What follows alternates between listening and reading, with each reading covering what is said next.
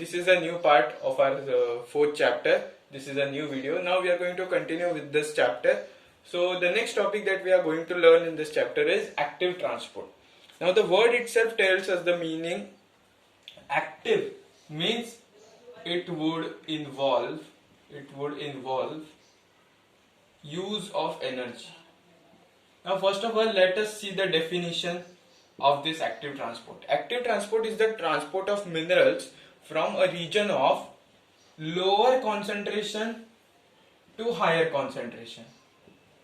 From lower to higher. See, if you move upwards on the staircase, then you require more energy as compared to when you come from up to down. Okay, when you go from down to up on a staircase, you need more energy as compared to when you go come from up to down. So it is the same way. When the molecules or the minerals are transported from a region of lower concentration to higher concentration, this requires the help of energy, and thus it is called as active transport. So when does this occur? There are some minerals like zinc, manganese, etc. Okay. See, this is suppose this is root hair. What is this? This is root hair. And around that there is soil. So in root hair, the concentration of zinc, manganese is very much high. In root hair, the concentration of manganese, zinc and other elements or minerals is very high as compared to soil. But a plant wants to absorb minerals. So by general principle of diffusion, what does occur in diffusion? Movement of molecules from higher to lower. But in soil, the concentration of minerals is low as compared to root hair. So to facilitate the absorption of minerals, what does occur? The root hair uses energy in the form of ATP, and from a region of lower concentration, that is soil, the minerals are transported to a region of higher concentration, that is root hair. So in this way, transport, this is the another mechanism for active transport, that is movement of molecules from a region of lower concentration to higher concentration with the use of energy. Now talking on this topic, there is another transport mechanism which is exactly opposite to this, is passive transport. Now what occurs in passive transport? No usage of energy. No usage of energy. Okay. The molecules are transported without usage of energy. Molecules or minerals, we can say. Minerals are transported. Energy is not required, but with the help of transport proteins. There are certain transport proteins which help in transport of minerals from soil to the plant. Okay. See, again there is low to high, low from the region of low concentration to high. But if that involves usage of energy, then it is called as active. And if the transport takes place with the help of transport proteins, then energy is not required. So it is called as passive transport. So this is the difference between active transport and passive transport. Now we have done with this. Okay. Now next few terms that we are going to learn is turgidity, flaccidity. I think we had done in the previous video. I would again repeat the definition of the word turgidity and flaccidity. You can look for that in your textbook, the exact definition. Okay. When a cell gains water or when a cell gains fluids, it swells up to an extent that it cannot be further swollen up. So that the extent at which the cell becomes swollen and it cannot be further swollen up, that is, it gains a certain level, that is called as a turgid cell, that is, it has gained turgidity. And a cell, if it has lost the fluids or lost the water to an extent that further loss cannot occur, is called as flaccidity, or the cell is flaccid. So this is the major different aspect of turgidity and flaccidity. And plasmolysis also we had seen in the previous video. Plasmolysis is shrinkage of protoplasm, right? Shrinkage of protoplasm, or you can say there is a cell which is having a cell wall, and this is cytoplasm, this is nucleus. So the part of the cytoplasm due to loss of water comes away from the cell wall, that is like this. The cytoplasm, the part of the cytoplasm gets a little away from the cell wall due to loss of water, and water is accumulated over here. See. So this is shrinkage of protoplasm due to loss of water when kept in high pertonic solution. When kept in high pertonic solution. Okay. This is.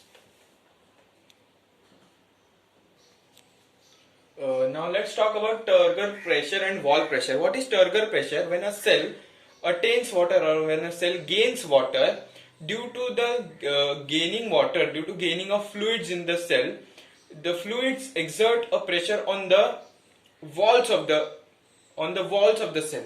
The pressure exerted by the fluids on the walls is called as turgor pressure.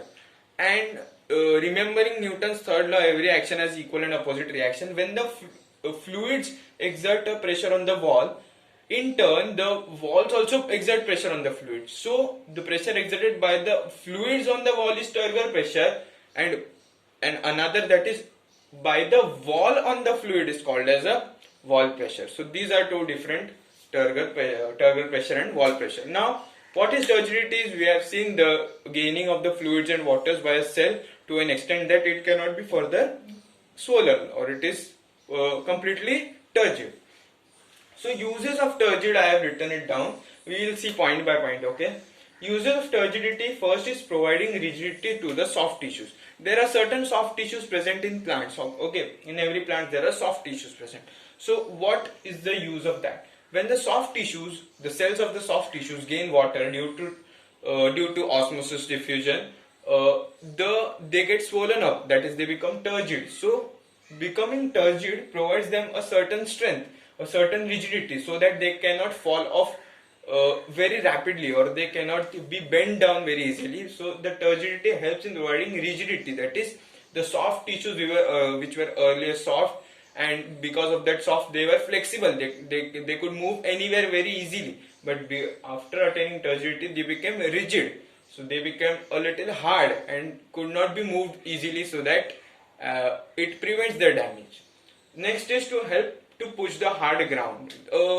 Fruits or fungus like mushroom, or structures like plants, or structures like mushroom, when they attain water and gain turgidity, it helps them to crack the grounds. That is, due to the pressure experienced inside the cell, it helps to crack the ground. That example for you may have seen in the cracks of the walls, where the structures get just immersed into it, just they move into the cracks. Why? It is because of the inside pressure, that is turgor pressure, the pressure because of turgidity, which helps them to crack the grounds, push the hard grounds and get into it.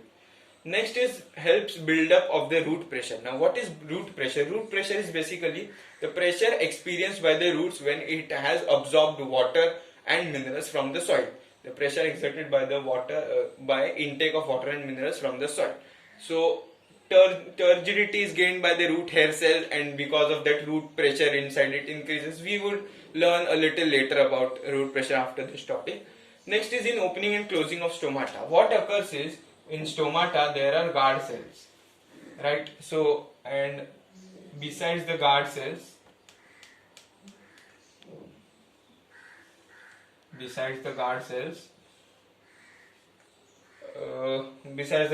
there are subsidiary cells. So water enters from the subsidiary cells into the guard cells. So guard cells become turgid. So as soon as they become more turgid, this stomatal pore becomes more widens up. Yes, when the guard cells become turgid, the stomatal the stomatal pore becomes more widens up like this. This pore will increase in size. As this pore increases, the transpiration will increase. So it helps in opening and closing of stomata. So if the guard cells become turgid, opening of the stomata would increase. And if the guard cell lose water, okay, if they lose water, that is, they lose turgidity, then the stomata would close and loss of water will be prevented. So in this way, opening and closing of the stomata is governed by turgidity. Next is Turgor movement. In certain plants like mimosa, you might have seen. Mimosa is touch me not plant, or you can say that as soon as we touch that plant, its leaves droop down. Droop down, that is, the structures just come down. They come very close to each other. What happens when we touch? Because of the stimulus of our touch, the turgor pressure at the bases of the leaves, at the bases of the petioles. What is petiole? This is a leaf. Okay, so a stalk-like structure here is called as petiole. So what happens due to touching sensation, the turgor pressure changes at the base of the leaves, that is petiole. So due to that changes, there occurs drooping of the leaves. Drooping means just a change in position of the leaves. Okay, in mimosa or in certain insectivorous plants like Venus flytrap. When Venus flytrap, what occurs is an insect comes on its leaf surface. So when an insect comes, the turgidity is disturbed, the turgidity is changed. So in response to that, the plant closes and destroys the insect. So these are the importance of turgidity. Okay. Now we will learn about root pressure. Now root pressure. What is root pressure? Basically, when the cells of the roots absorb water from the soil and water and minerals from the soil, a certain pressure is created inside them called as root pressure. So due to that root pressure, the movement of water and minerals takes place from cell to cell. Like this is a certain, consider a root hair cell, and there are continuous cell structures lining this. So this root hair will absorb water from the soil. So this has large amount of water now. Now what occurs? This has high amount of water, this has low. So water will move here.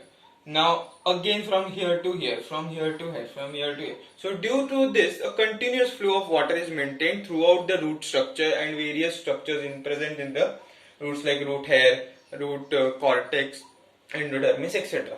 So continuous flow or continuous streamlined movement of water occurs, and due to that a pressure is created inside the root called as root pressure. So what does this root pressure help in? The root pressure helps in maintaining continuous flow of water throughout the plant, and this root pressure will help in movement of water to upper parts of the plant. See, it's a simple logic. Roots are present over here. Water will keep on moving from cell to cell, cell to cell, because of the difference in concentration gradient. For example, this cell has received water. So this does not have that much water. So water will move from this to this. Now again from this to this. So root hair helps in movement of water to the upward side of the plant. Okay. So it is an important concept that root hair helps in movement of water to the upward parts of the plant. Now we would see a term called as guttation. Guttation is the loss of water in form of droplets from the hydathodes of leaves. Hydathodes are certain openings present on the leaf surface, okay, through which the water is lost. See, water moves up due to the root pressure. So there comes a condition or a situation when the water reaches the leaves, and due to more and more root pressure, the water comes out of the leaves in the form of droplets through the hydathodes. It is called as guttation. Now, guttation occurs in early mornings only, early morning or late evening.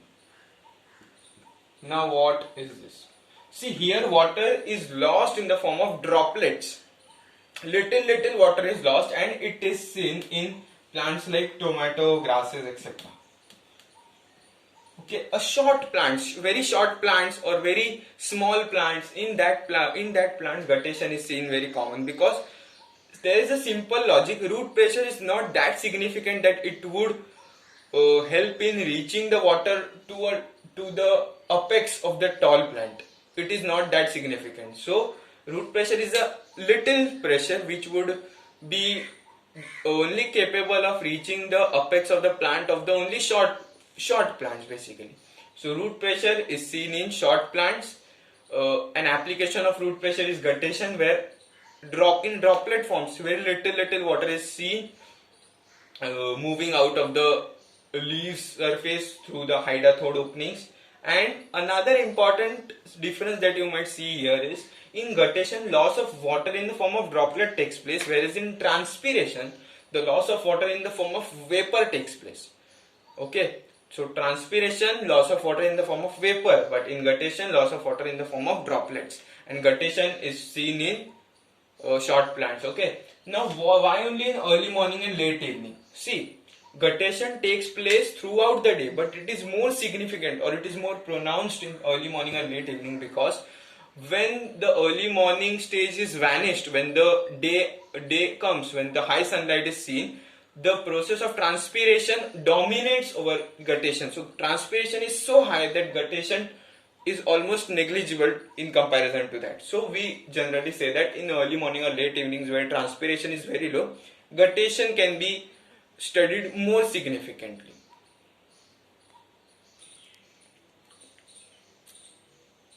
Now we'll just study about the remaining part. A very little part of the chapter is remaining. So now we would look at the experiments. So first experiment is to show that roots absorb water. So what they have done is, basically they have taken a test tube. Okay, they have taken a test tube. They have filled water up to a certain level and put an oil drop on its surface, drop of oil. So what is that? So why is that? Because water cannot be lost because of evaporation. And another test tube, what they have done is,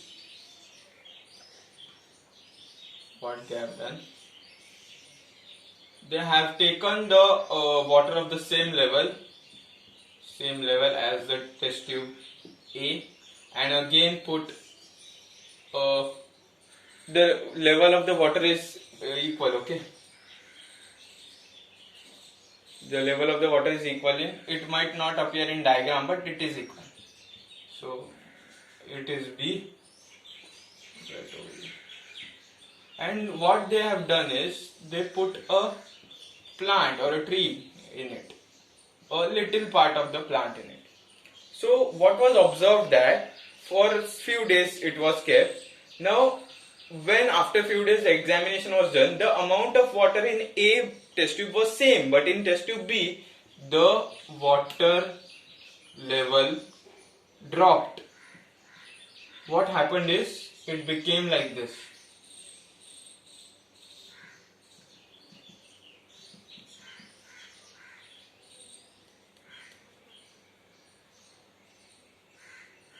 Okay, oil was there.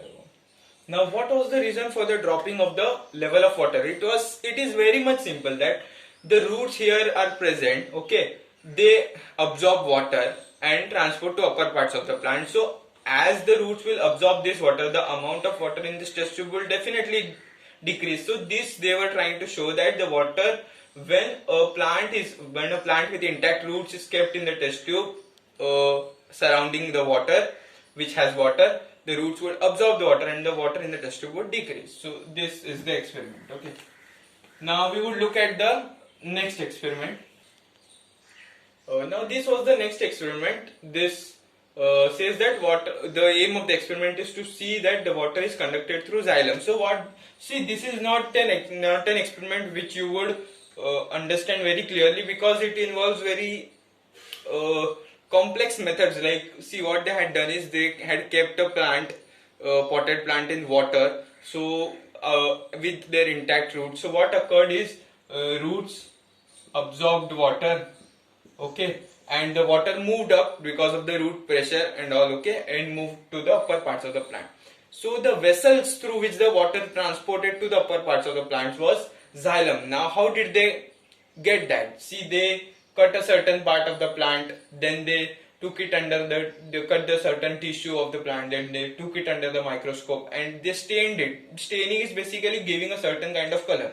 So it stained red. So stained red means it showed that there was movement of fluid in certain cells or certain tissues called xylem. So they came to know that yes, the water was transported through xylem. So this is not that great experiment. So just to show. Next experiment was also to show that water transported through xylem.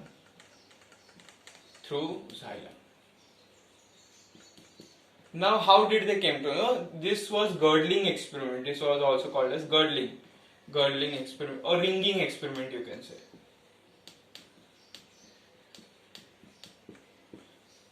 What is done in ringing experiment? Girdling is done.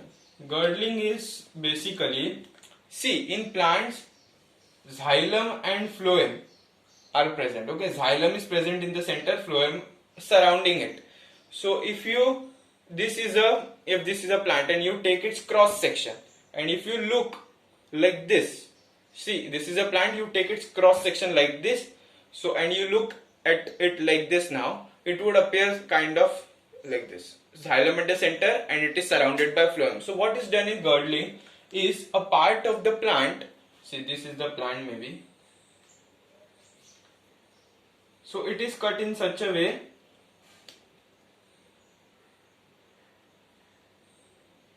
that only xylem is intact and the phloem is cut down. So what did they saw that when earlier both xylem and phloem were present, the plant was kept with their intact roots in water. The water absorbed and transported. Later what they did, they girdled it, that is they cut the phloem.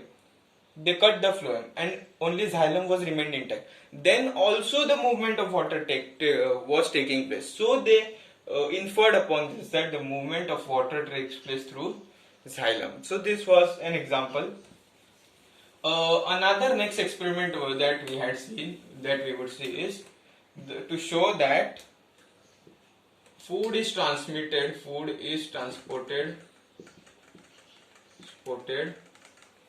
through phloem.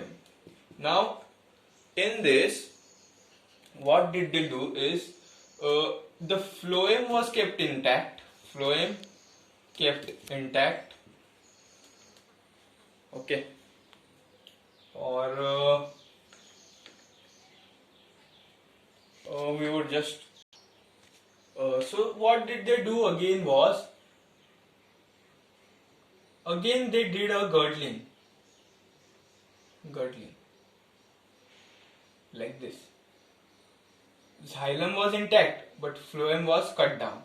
So what occurs is, food from upper parts of the plant, that is from the leaves where photosynthesis occurs, food is prepared. Food was coming down, but what was seen, the part where phloem was cut, see what was observation, that there was a swelling in that part.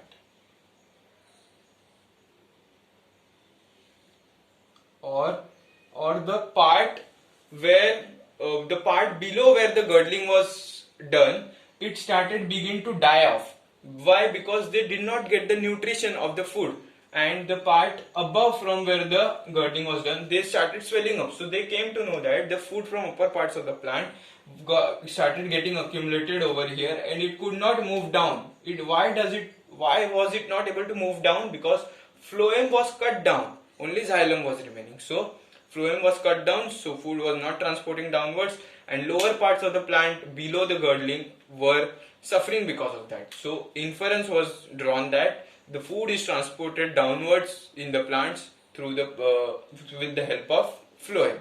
Okay, so xylem and phloem are the conducting tissues. Conducting is the parts of the plant that would conduct, which would transport.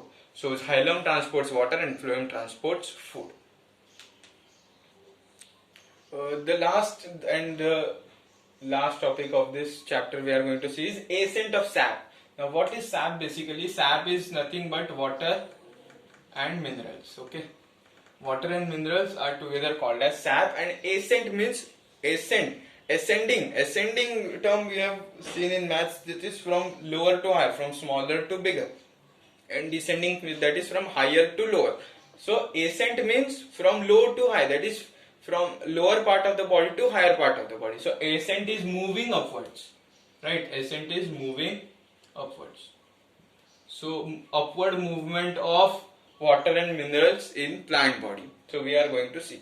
So how does it occurs, or due to what phenomena the upward movement of water occurs? There is 4 points. Okay. First is root pressure. Now we have already discussed root pressure is the pressure exerted by the root cells onto each other because of the absorption of more and more water and minerals from the soil.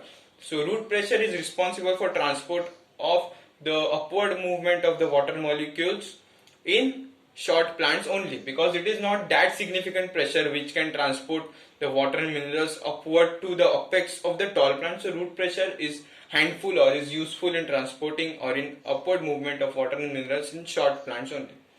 Next is capillarity action. Now what is capillarity? Capillarity is a narrow diameter. Okay, a tube of narrow diameter, if it is surrounded by water molecules, then water molecules rise into the narrow diameter very quickly. So the xylem vessels have very narrow diameter tubes. Xylem vessels are very narrow diameter tubes. The tubes which are very narrow in diameter, that is which are very small. So what occurs is, if the water surrounds that tube, the water rises into that due to the capillarity action. You would have conducted an experiment or seen an experiment where a capillary tube is a small glass tube which, when kept in water, the water suddenly rises into that small tube due to the narrow diameter. Similarly, due to narrow diameter of the xylem vessels, water rises into the vessels very fast, and due to that upward movement of water molecules takes place. And water and minerals takes place, that is ascent of sap takes place. Third is transpiration pull. Now this is the most important and it is most significant, that is transpiration pull. Now what occurs is, due to transpiration, excess loss of water takes place from the plant body. So there is a tendency of the plant to absorb more and more water. So because of the loss of water through transpiration, the transpiration exerts a strong pull, that is, it forces the lower parts of the plant to absorb more and more water. That is called as transpiration pull. A pull created due to occurrence of transpiration, which will help in absorption of more and more water, is called as transpiration pull. This is most significant, and this is the most significant for transport of upward movement of water molecules, and it is seen in taller plants. That is, this force is responsible for movement of water in upward direction in taller plants. Okay. Now another one is adhesion. Adhesion. What is adhesion? Adhesion is force of attraction between two dissimilar molecules. That is, we have seen that a bottle of Fevicol has written on it adhesive kind of a word kind of adhesive is written. So adhesion or adhesive means force of attraction between two dissimilar molecules, and force of attraction between two similar molecules is called as cohesion. Cohesion is attraction between two similar molecules, and adhesion is between two dissimilar. So what occurs is, when transpiration occurs, water is lost from the cells. Okay, so the walls of the cells, the water is lost. But after the loss of water, some water molecules are stick to the walls of the cell. So there is a force of attraction between the walls of the cell and the water droplets, and surrounding that cell there are another cells. Okay, so this the wall of another cell has a tendency for this water molecules. So water is transported from one cell to another, from then another. So in this way, adhesion between the wall and the water molecules help in transport of water from one cell to another. So water is lost. So upward movement of water occurs because of the adhesion between the two molecules. Okay, and next is downward. So this was ascent of sap. Okay. Now next is downward movement. Now what is transported downward in plants?